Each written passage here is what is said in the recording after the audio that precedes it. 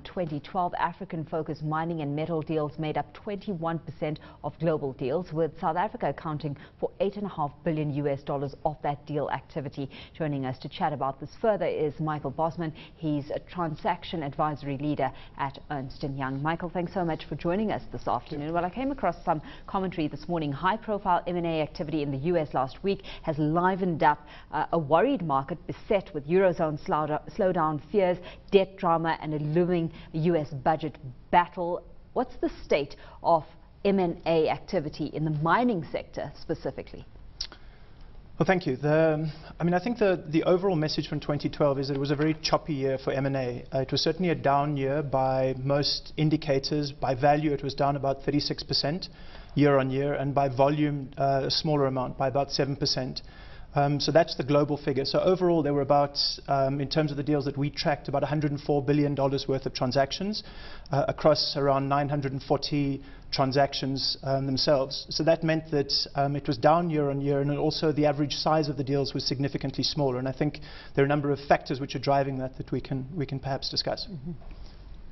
Michael, before we do discuss that, have a look at the big picture. You talk about 21% of the value of deals done in Africa, but are we fulfilling our potential? Let's say, for example, you took the amount of resources under the African soil and compared it with the other areas that you've surveyed. Would 21% be good or bad, if you see what I mean? Relative to a tough market and a very patchy market, 21% is, we pretty much increased our stake from about 13% the previous year.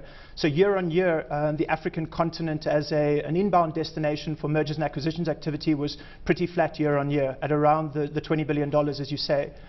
To answer the question around whether or not we're fulfilling our potential, I think one needs to both unpack some of the specific issues that are very high profile and are much debated, certainly on your network, together with some of the broader trends that are affecting the overall mergers and acquisitions market. Because while clearly Africa is a relatively unprospected continent and certainly a source of many long-life Tier 1 assets over time, there are many constraints on getting those assets out of the ground, and there are many constraints on monetizing them. So we're not immune to both the logistical and infrastructure constraints, and obviously some of the political issues that I'm sure we'll touch on, together with the broader environment that is driving mergers and acquisitions globally in the sector. Of course, while those constraints do stand and are well publicized as well, where do those drivers come in? What's acting as motivation in the face of those headwinds?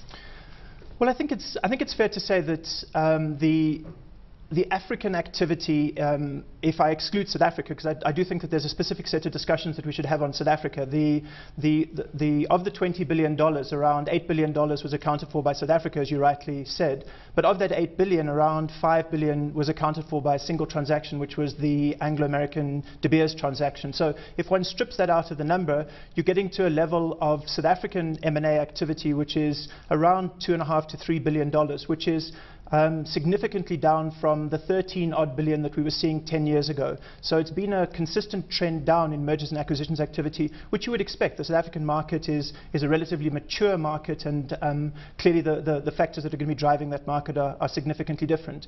When you look more broadly into the African economies, I think one can unpick several themes. So there's one theme around the DRC and the East African resources, particularly copper, and we saw a number of transactions in that sector. There's another theme around West African iron ore, and we saw a number of big transactions and a couple of big projects which have been put on hold, in Guinea, for example.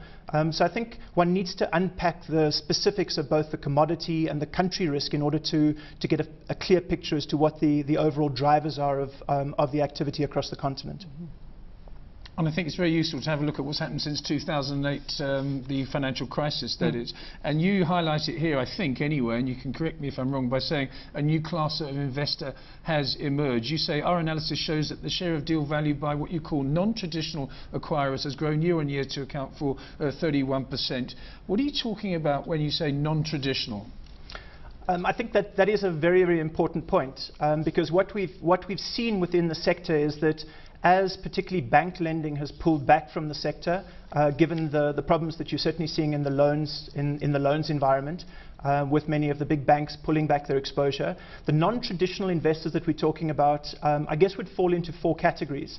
The biggest of which, accounting for about 2/3, are state-owned enterprises, which are both Chinese and other Asian economies, Indian, Korean, etc., that where their drivers of transaction value tend to be securing access to resources, and there has been a maturing process around that. There's a second category of investors, non-traditional investors, which would tend to be the financial investors, so private equity funds, sovereign wealth funds, etc., and we're increasingly seeing their activity and interest in a number of these transactions. There's a third category, which again has been in the news, which is many of the commodity traders. So you will have seen increasing moves towards vertical integration from the Glencores, Vitol transactions, etc. And then there's a fourth category, which again is much smaller, but is worth a mention, which is some of the vertical integration of the specific manufacturers into fertilizers, etc., where they are securing the supply. So I think one needs to look at that in the round. But if you take the high-level picture, what is interesting globally is that between 2011 and 2012, the volume of M&A activity that is attributable to this non-traditional financing sector increased from about 21 to 31%. So it is becoming significant, even in a somewhat soggy and choppy market. In the African context, around of the 20 billion that we talked about, around 8.5 billion is attributable to these non-traditional financiers. Which again is interesting because, as I mentioned, if you strip out the Anglo-De Beers transaction, you're looking at about $15 billion worth of transactions. So our proportion is significantly higher, between 50 and 60%.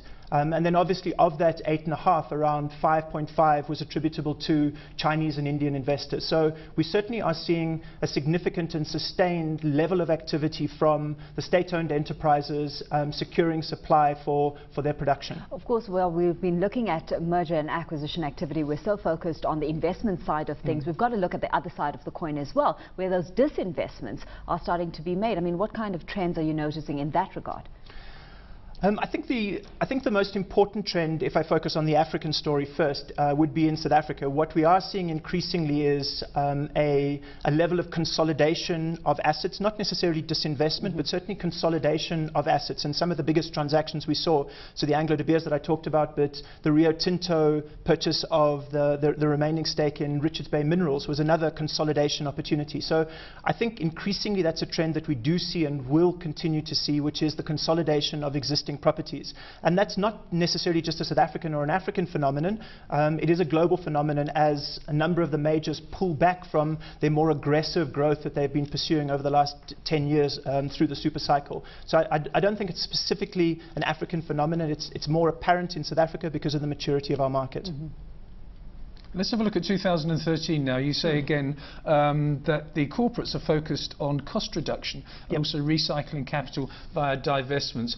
Are the non-traditional investors that you've been speaking about more intuitive and counter-cyclical? In other words, when the commodities are booming, the corporates say we've got to have a bit of the action, so let's pay up no matter what price. Are the other people that you've spoken of, the other entities, the 4 entities, are sort of waiting in the wings and saying, actually, we'll go in when the prices are a little bit cheaper? Is that a trend that might emerge in 2013? I think it certainly is a trend, and we certainly saw it after the global financial crisis, that you saw increased levels of activity, particularly from the state-owned enterprises, the Chinese businesses, into the resources. However, then a number of those investors, while they are picking up some of the slack, are not immune to the global pressures as well. We've seen increasingly a more commercial approach being taken by a number of the non-traditional investors. So return on investment, not growth or resources at all costs, is becoming a much more important driver of their investment decisions.